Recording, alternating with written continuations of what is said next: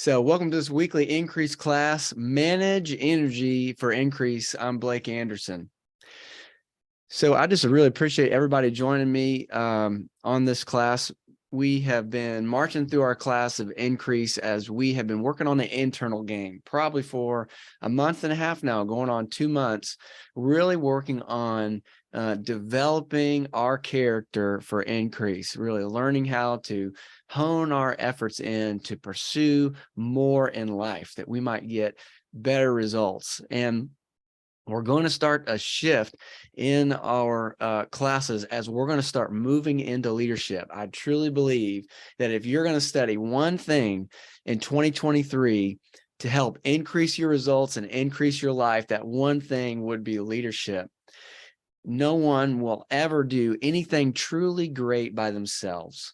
The Bible says that we are the body of Christ, that we are knit together with our different gifts. And I believe that with any great man or woman who's been known on the earth and throughout history, behind any one of those figures was a great team, and they got there through their ability to lead that team. So in pressing into leadership, though, to really become a great leader, you first have to learn to lead yourself.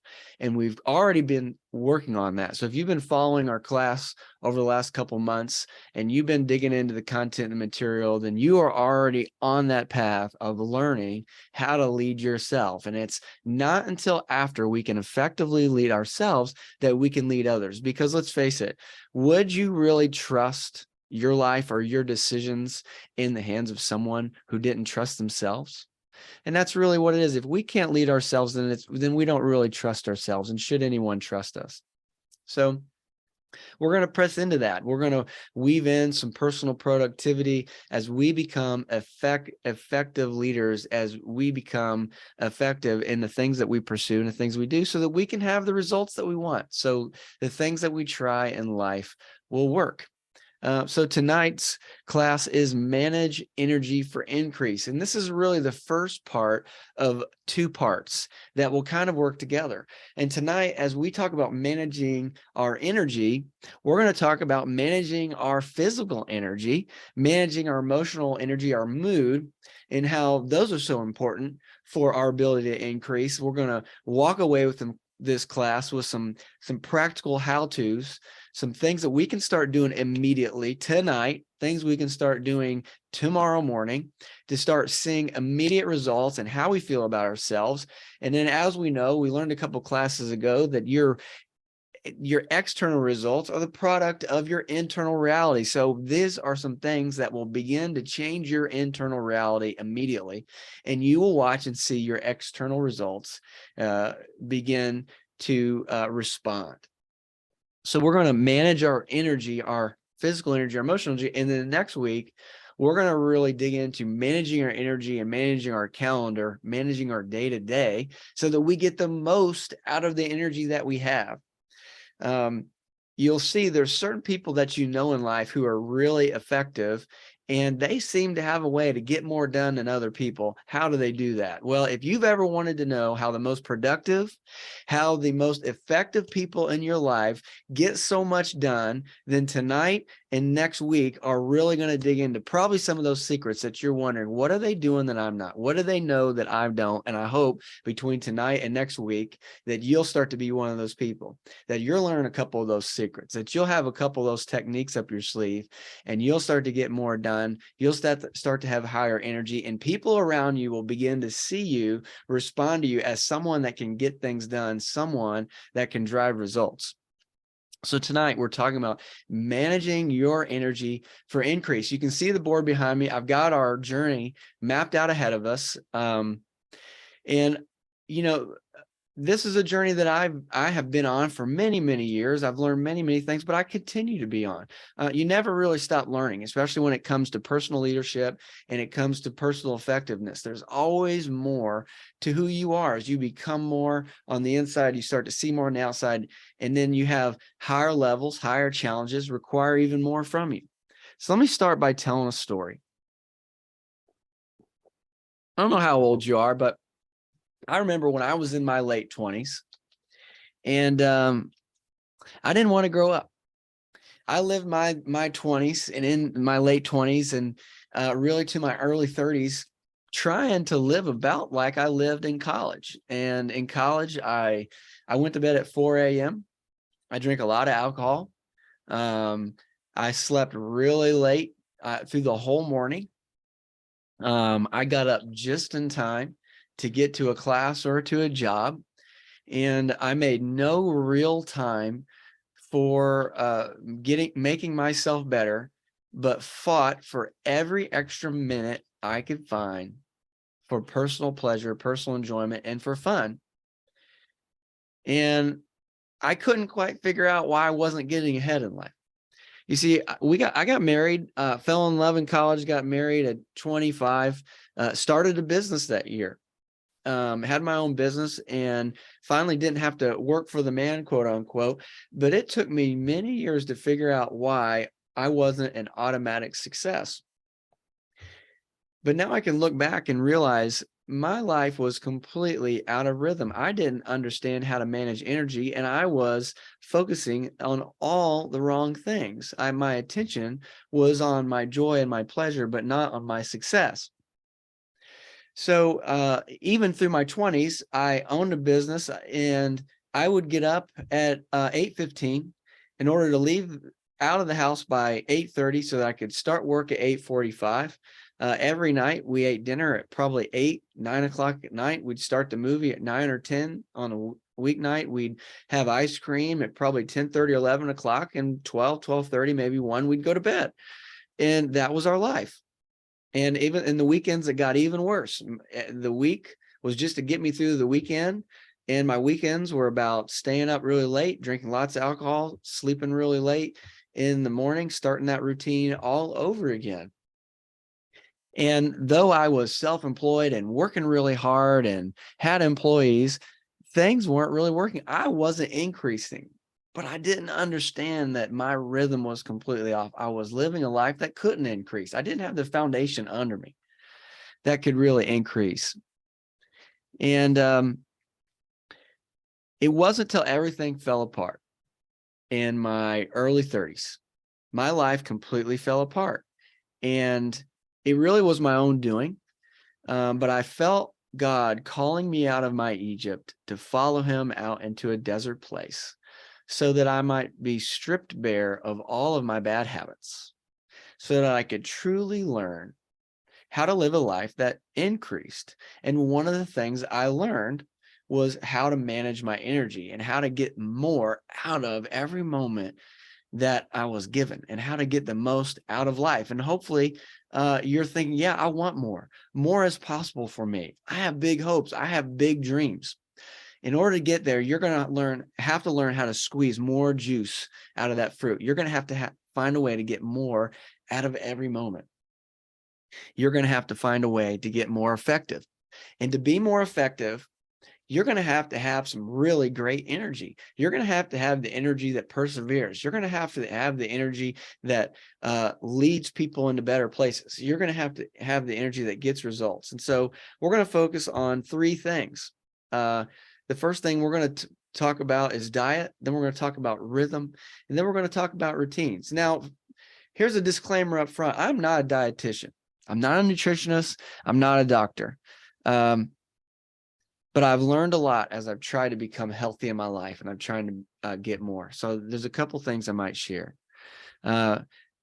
Really, I'm going to spend most of my time talking about your routines, the things that you can change about the way you live your days that, believe it or not, will begin to change your results almost immediately and will absolutely change your quality of life, even in your lower situation. Even when you're decreasing, you can change the quality of your life right now just with your routines. So let's talk about diet to start. So some of you might go to church with me, House of Prayer Ministries International in Durham, North Carolina. And we decided as a church, our pastors asked those of us at the beginning of the year if we would join them for a 21-day Daniel fast. And a Daniel fast, for those of you who don't know, and some of you watching might be shaking your head and laughing, a Daniel fast is when you cut your diet down to basically fruits and vegetables only. So you're removing meat, you're removing caffeine, you're removing dairy, you're removing eggs, you're removing sugar. and you're down to just vegetables and fruit, maybe some whole grains. Hopefully you're not eating bread and you're not having sugar. And that diet is called a fast because the book of Daniel, Daniel has been set aside to become a leader of his people. And he's given what's declared at that time as the best food in the land. And he looks at it and says, I can't eat that. Now, the person in charge of Daniel said, well, you better eat it because I'm going to lose my job. I'm responsible to make sure that you guys in this training program are the best of the best. So this is special food that only the king gets to eat. And Daniel looks at it. He knows that ain't on my diet. That ain't going to work for me. And so Daniel makes a deal with him. He's like, listen, all I eat is pulse, meaning fruits and vegetables. Let me do my diet. You come back in 10 days and check on me and see how I'm doing and see if I'm not smarter and stronger than everybody else around me. And then we'll talk. Well, lo and behold, he comes back for 10 days. He comes back 10 days later and finds out that Daniel is the wisest and Daniel looks the best. He has the best complexion and is in the best shape. So we in the church, we call it a Daniel fast because we're giving up things that we're not used to, that we're used to eating. But really, Daniel was on his normal diet. He was on a diet for success. Daniel was eating for optimal energy. Daniel was eating a whole foods diet. Daniel knew that heavy food weighed him down. Daniel understood that clean fruits and vegetables would keep him clear in his thinking, would give him good optimal energy. Daniel probably understood that honey and lots of sugar would not be as good for his energy as some people might think. And so if you haven't started to experiment with diet, it's probably about time you look into it. I'm gonna give you a harsh reality right now. If you happen to be in your late 20s and your early 30s, when you hit 40 in your late 30s, if you're still eating the Babylonian diet, the SAD diet, the standard American diet that's full of fats and trans fats and lots of sugar and brownies and candy like I was doing in my 20s and my 30s, then what's waiting for you at the end of your 30s and your early 40s is health problems that you didn't see coming. It's health problems that didn't happen from one moment. These are digestive issues, low energy, sleep disorders, things that happen from a lifetime of a bad lifestyle. And I was a victim of that as well. I got to a point in my mid 30s that I could not eat a meal without eating 2 Tums after it. We ate Tums like they were candy. I got to a point where I would eat Tums before the meal and Tums after the meal. I would have to eat Tums before I go work out because my diet was so full of poison, of toxins, of sugar, that it was tearing my guts apart. And it will wreak havoc on so many other things that will show up in life. So now's about the time, if you happen to find yourself and you haven't experienced any maladies in your health yet, it's time to start really looking at an effective diet for long-term success and feeling really good. Now, here's the beautiful thing. I've been on this Daniel fast now. It's, I guess it's over 2 weeks. I've never felt so good in my life. Hopefully, if you're going to my church, you're watching this video, you feel exactly the way I do. I feel so great. Now, one thing I want to focus on for you to really connect the dots. I read a book a couple of years ago when I did the Daniel fast by a man named Mark Sisson, and it was called The Primal Blueprint.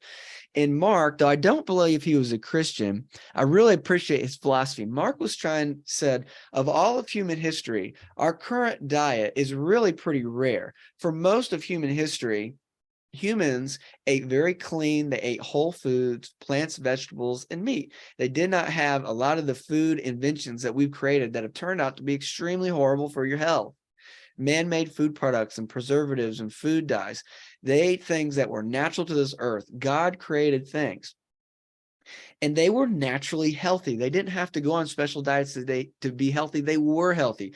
They ate healthy. Well, in this book, he maps out what that might look like and how to live that way today. But he explained something that really unlocked this energy thing for me.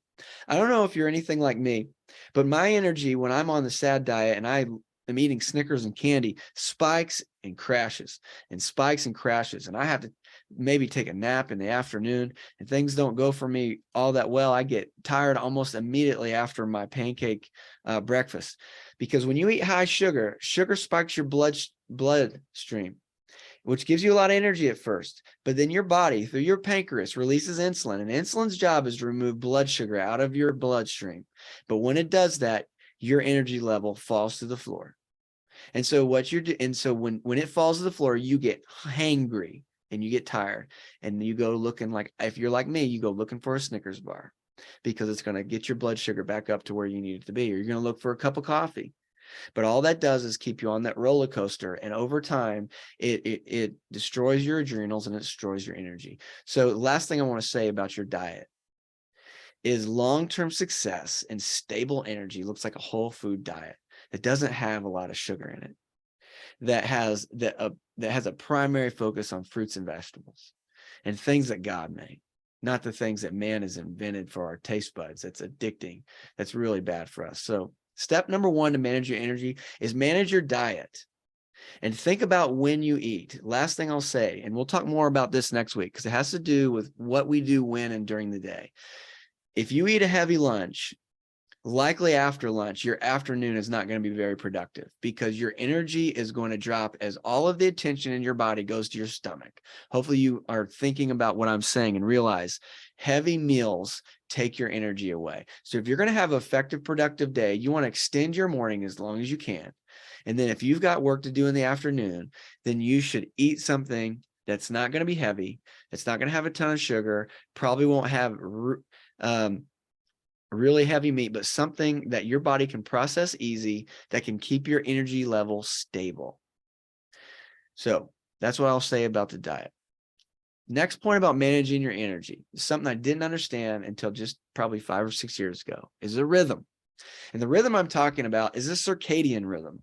So maybe you've heard of this before, your circadian rhythm. And really, if you break that word, what it means, circa means near, dian means day. So it's a day, the daily rhythm, the rhythm of 24 hours. And our circadian rhythm on this planet has everything to do with that big ball in the sky, the sun. The sun creates the rhythm for our body. And here's the beautiful, interesting thing is God created our body as a perfect match to that sun. And our body requires that sun to be fully functioning and for all of our systems to work well, including our energy. Now, in your body, which the part of your body that's responsible for your energy is your mitochondria. So in your body, you have your cellular level, but inside and below every cell is the mitochondria. And this is the energy, these are the energy forces and centers of your body, and they convert the food we eat into energy. Now, your mitochondrial function is dependent on the sun, and it is dependent on the circadian rhythm. Now, here's some really important things that 2,000 years ago, people did not need to know because they lived in rhythm, but today could not be more critical for you to understand for quality health and strong energy. And that is, your energy is going to be dictated and come from the sun. And you're saying, how is that possible? Well, here's the thing. The light frequency of the sun changes throughout the day based on where the sun is in the sky. And here's the interesting thing. That light frequency based on where it is in the sky is telling your body what it's time to do. So that in the early morning, you have a red light. It was a very healing, restorative light, and it rejuvenates and gets that mitochondria functioning early in the morning. As the sun rises, the light turns blue. It's actually, even though it's blue, we think cool, it's actually super hot and the frequency is really high. And about the time it's noon, it's the blue light and it's telling our body to do certain things. And then towards the end of the day, it gets red again. And when it gets red again after that blue spectrum, it's telling your body it's time to wind down. It's time to do the things your body can only do at night. Well, here's the important thing what you have to really know, and maybe you've heard this already. Your smartphone and all of our LED lights around us are blue light.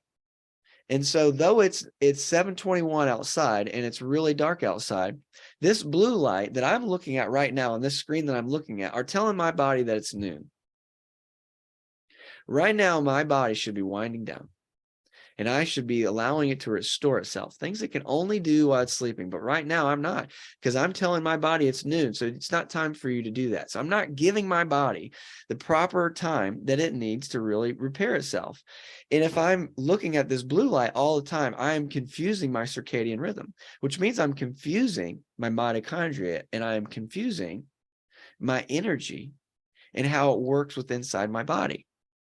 Now, if you would have told me this when I was in college, I would have shut the video off right now, and I hope that you don't, because I was a night owl and I stood up till 4 a.m. and I loved it, and that was what was easy for me.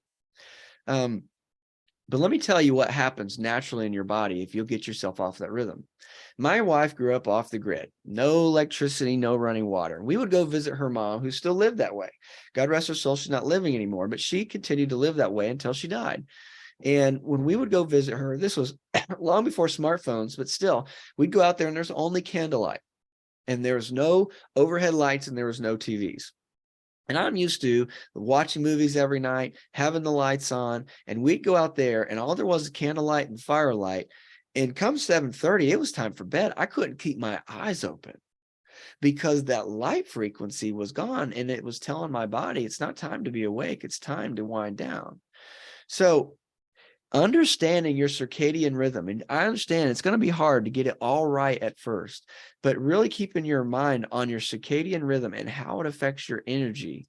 And so some other things you can do that affect your energy when it comes to that circadian rhythm is your light, being conscious about daylight.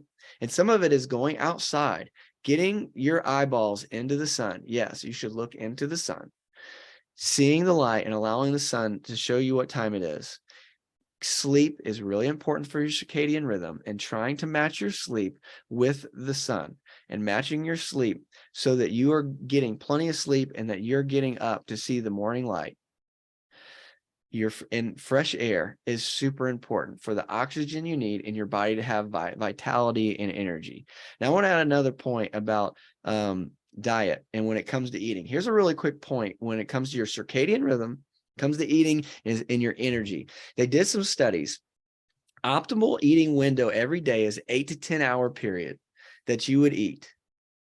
And then you would take the other 16 hours, 16 to 14 hours and not eat. And here's the experiments and what this has shown. They gave mice food, and they allowed some mice to eat all day long, and other mice they kept to a schedule. And the mice they allowed to eat all day long, they gave them a perfect diet, a really good diet. And a mice that could eat for 15 to 18 hours a day gained weight, no matter how good the diet was. The mice that ate a mediocre diet but was only allowed 8 to 10 hours a day stayed at an optimal weight because it was in rhythm. It was in rhythm with the circadian rhythm and with its energy. So I want you to keep that in mind. Sometimes our diet is not just about what we eat, but when we eat it. And we will experience energy that gives us vitality and allows us to be more effective at what we're doing. And it's not a small thing. It's not a small thing. Plan your meals around the things that you have to accomplish. Watch your energy change your mood. Watch your mood change your results. So the last thing that I want to get into in this class, and this is where I hope you'll take notes and things that you can immediately start doing tomorrow, is routines. This is a seemingly small thing that is a actually very large lever that starts changing results immediately. And your daily routine really starts at night. It starts at night with what time that you decide to shut everything off and how you decide to go to sleep. Your sleep will affect your next day. So the night before really starts to set the tone for the next day. So if I want to have success tomorrow, I'm going to plan my night like this. Ideally, I'm going to shut my blue light off and that phone off before I go to bed. I'm going to stop eating long before I go to bed. Your sleep will be much better if you're not trying to digest the late night snack when you go to bed. So Don't eat right before bed. Allow your body time to digest fully so that when you rest, your body's not giving all of its attention to digestion. At that point, you want your body to be given to rejuvenation of cells and all the things that it can only do at night. But if you're digesting, it can't do that because it's digesting. So stop eating, give yourself time to digest, turn the blue lights off and all the stimulation, and give your mind a time to have some peace, to have some calm before you go to sleep. It's a great time to talk to your spouse, to think about your day. And one of the most important things is you want to go to sleep happy and encouraged. Do not go to sleep mad. Do not go to sleep sad. Do not go to sleep in the middle of an argument with your spouse. You will not sleep as well, and it will carry over into the very next day. But if you want good restorative sleep, you will program this sleep through deciding what to think about or what not to think about. So one thing I'll mention more next week, but a small thing I found that's really powerful in having a great night's sleep is before I go to bed, at the end of every workday, I do a daily dump. A daily brain dump. I write everything on my to-do list because you will plague your sleep if you are trying to solve your work problems while you're sleeping. Don't do that. You won't sleep that well. You want your sleep to be free. You want it to be easy. You want it to be rejuvenating. You want to go to sleep with a smile on your face. You want there to be peace because peace is the atmosphere of healing. It's the atmosphere of rejuvenation. So get all of your thoughts out of your brain. Write them all down. This is a very simple but very powerful thing to do at the end of every day. Put it on a piece of paper because here's the interesting thing is, though you haven't solved the problem, just by writing those things on a piece of paper, your brain can rest because your brain is actually most concerned about whether you're going to forget something or not. But if you write it down, you're not going to forget it because it's already written down where it needs to go. So write everything down. Then you don't have to worry about it anymore. It will be there for tomorrow. So your day starts the night before. The next thing is you want to go to sleep with an intention that the next day will be good and that waking up is something that you want to do. See, the most powerful thing that I've started doing probably in the last 5 years is I changed my morning routine. But the morning routine starts the night before with what I've said. But so there's a book written by Hal Elrod. This one's called The Miracle Morning Millionaire, but it's called The Miracle Morning. Hal Elrod wrote a book about morning routine, and it is a worldwide phenomenon. And the testimonies and stories from people who have implemented this miracle morning routine, which I'm about to teach you, are rather amazing. And I am a living testimony that it will change your life. And Hal says there's five tricks to being able to get up, because if you're like I was in my late 20s and 30s, and not till 5 years ago, I hated getting up in the morning. I hated it. It was the worst part of the day. And so I would set my alarm for 6 and I would snooze till 7:30 because I couldn't stand getting up. So he says there's 5 tricks. So write these 5 things down, because if you'll get up early tomorrow, you'll find that your day will be so much better than you ever planned. But the 5 things that you want to do is, first, tonight, before you go to bed, set an intention before you go to sleep saying, I'm excited to get up in the morning. Make that a priority. I'm excited to get up in the morning. See, here's the thing. Once you get used to getting up in the morning, it's the best time of the day and you'll love it more than any other time of day. But start by saying, I'm excited to get up in the morning. The second thing you've got to do is you have to put your alarm in the other room. The alarm has to be in the other room. So we don't keep clocks in our room because I don't want the light waking me up when I wake up. So my alarm is my phone. Maybe yours is too. So before I go to bed, I put my alarm on airplane mode. One second here. So when I go to sleep, I put my alarm on airplane mode so no one can bother me. I don't want any dings in the middle of the night. Then I go to my alarm and I set my alarm and it goes in the other room, so that in order to turn it off, I have to get out of bed and I have to go get it. Now, here's the cool thing. Once you've gotten out of bed and you've walked across into a whole nother room, you're already kind of awake, and it's a lot harder to hit snooze and go back to bed. So that's step 2, alarms in the other room. Step 3, brush your teeth. Brush your teeth. he's got some reasons about brushing teeth, kind of gets you moving, get you active. But another thing about brushing your teeth is you just start to feel awake. The mint freshness of your toothpaste just makes you feel awake, and you start to feel like you're ready for the day. Step 4, drink a big glass of water. So you've been sleeping for 8+ hours, you're dehydrated. So drink a big glass of water. And step 5, get dressed to work out. Because we're going to find one of the secrets to the miracle morning is exercise. So I I put my phone in my bathroom, and I lay out my workout clothes on a bench in my bathroom before I go to sleep. So when I wake up, I walk in the other room, I turn it off, I use the bathroom, I brush my teeth, and I put my exercise clothes on. I do that all within a matter of a minute and a half of getting up. And now I'm ready to start my day. So those are the 5 tips. What the secret sauce to the miracle morning after these 5 tips is the activities that Hal did. So you should read the book, The Miracle Morning. It's a short book. It's well worth your time. But Hal Elrod was encouraged by a mentor to get a morning routine and to get up earlier. And so he went on a search to try to find the best morning routine. And he found so many things, and he compiled them into this master list of morning routines. And if you watch the success community long enough, and you hear many people who've been really successful or teach leadership and success, undoubtedly they're always asked about what's your morning routine look like. If you want to make it super simple, the morning routine is about starting your day on your terms, plain and simple, that you would start your day feeling empowered and in control. That's the goal. The morning routine is to feel empowered and in control.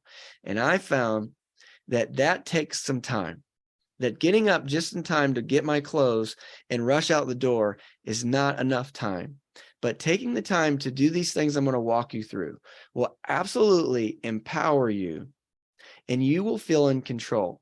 And it's amazing that when you start your day on your terms from the beginning, how the rest of the day falls right into place. But if you're like I was, and I never had a morning routine, I also lived a life where I always was behind, and I was playing catch up all day long. And I never seemed to quite catch up because I didn't have control over my day. But just making an effective morning routine can change all that. Yes, you can do it, night owl. Yes, you can do it, chronic snoozer. I was like you. So what's it look like? What's the morning routine look like? So he's got an acronym. He calls the SAVERS. So you can see behind me on this board. So the SAVERS stand for, you don't have to do it in this order per se, though this order works really well. But it begins like this. So the first S is for silence. And so silence encapsulates a few things, and you make it personal to you. So that would be meditation, prayer, gratitude, deep breathing. I normally do a variety of those things depending on the day. So we want to start in silence. And one of the most important reasons is when you wake up, your body is got cortisol hormone, which is running through your veins, and you're also using the part of your brain that's the amygdala, that's fight or flight. And so you actually wake up kind of anxious and nervous because, you know, it's the survival mechanism kicking inside of you. Well, silence has a way of quieting that down so that now you can be in control. All right, the A is affirmations. Affirmations are super powerful. If you don't use affirmations, I would encourage you to start. And your affirmations are a way that you begin to program and seed your subconscious mind with the goals that you are trying to accomplish. And affirmations need to be first person I statements, and I recommend that they have an am. I am. And so you are affirming the goal that you are trying to accomplish as if it's already happened. And you are programming your subconscious mind. You are renewing your mind, as Paul said in Romans chapter 12, to God's perfect will for your future. So affirmations. The V is visualization. We've talked about that in previous lessons about the importance of having a vision and writing your vision. Maybe you have a vision board, but essentially visualization is time that you set aside when you think about your goals, the things you're trying to accomplish in life, and you visualize yourself living them out as if they're already done. and you want to live them out, and you want to feel the emotions of joy, of accomplishment, of satisfaction. So you want to visualize those goals. Some of them might be way out in the future, and some of them might be things that you're working on right now. The E is exercise. Exercise every day. Listen, you may not have time every day to go to the gym or do a whole hour-long intense cardio workout, but every day, move your body. So I normally work out 3 to 4 times a week, and the other days I just take a walk. I get outside in the fresh air, no matter how cold it is, and I take a walk, and I get fresh air moving, and I get my blood flowing, and it starts to clear my thoughts. And it's amazing how good you feel when you come back from exercising, and how much more empowered you feel about your day. The R is reading. So every morning I read some portion of my Bible, and I normally try to read. I also have a book I'm reading. So it's a leadership book, a book on business, some type of personal development book. Set aside time to read. And the final one is scribing or journaling. Journaling, if you don't do it, is such a powerful way to collect your thoughts and to put them on paper. And so, here's my journal. Every morning, I've been doing this for probably 15 years now. I read my Bible and I write in my journal. And it is amazing how empowered you feel when you've collected your thoughts, or you've written your prayers, and you've empowered yourself with the Word of God or a book that you are wanting to read. So write this down: savor, silence, affirmation, visualization, exercise, reading, scribing. It's a lot. It is. You're not going to get it done in 20 minutes. You're going to struggle to get it done in an hour. This is the kind of thing that really you should give yourself 2 hours every morning. And you might be thinking, oh my gosh, what time would I have to get up? Well, I get up at 5 so I can get all this done before I wake the kids up at 7.